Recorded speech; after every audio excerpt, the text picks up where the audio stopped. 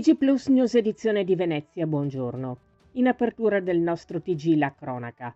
Nella mattinata del 12 febbraio nel centro storico veneziano, i carabinieri di Venezia hanno dato esecuzione a un'ordinanza di applicazione della custodia cautelare in carcere emessa dal GIP presso il Tribunale di Venezia nei confronti di un diciottenne straniero senza fissa dimora, presunto responsabile di lesioni personali aggravate.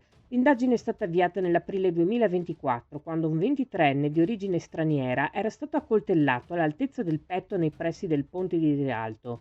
L'attività investigativa ha permesso di individuare il presunto autore delle lesioni commesse ai danni della persona offesa, rea di non aver acquistato dal primo la sostanza stupefacente così come concordato, rivolgendosi invece a un altro spacciatore.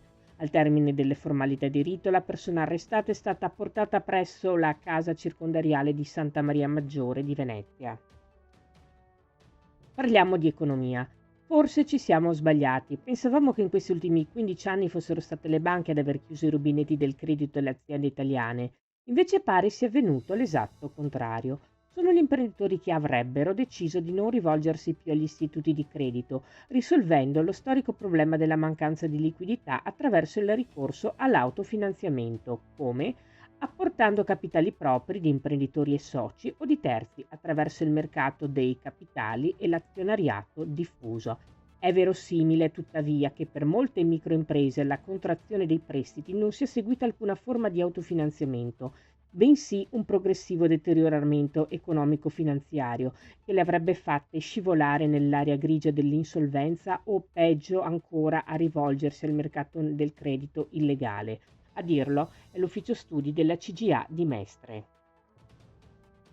Cambiamo argomento. Con una serata speciale dedicata agli innamorati, ieri sera ha preso il via ufficiale il Carnevale di Venezia, il Tempo di Casanova. Durante la serata in piazza San Marco sono state circa 20.000 le persone nell'arco della serata tra residenti e visitatori che hanno assistito agli spettacoli in programma. L'iniziativa a Cuore ha riunito molte coppie italiane e straniere che hanno partecipato al contest Urla il tuo amore, un'occasione unica per tutti gli innamorati di dichiarare i sentimenti in modo spettacolare, gridando il proprio amore dal palco allestito nella piazza più iconica del mondo. Tra i vari artisti presenti, Jacopo Sarno e Silvia Scartozzoni, protagonisti dello spettacolo firmato da Red Canzian Casanova Opera Pop, i quali hanno incantato i presenti presentando i brani più intensi del musical, introdotti sul palco dallo stesso Red Canzian.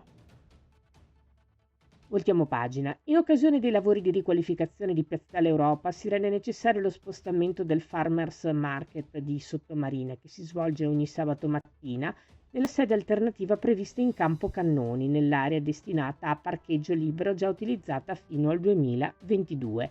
Pertanto, fino a conclusione dei sopracitati lavori di riqualificazione, la manifestazione si svolgerà in Campo Cannoni lato ovest, richiedendosi pertanto lo spostamento di tutti i veicoli per consentirne il regolare svolgimento.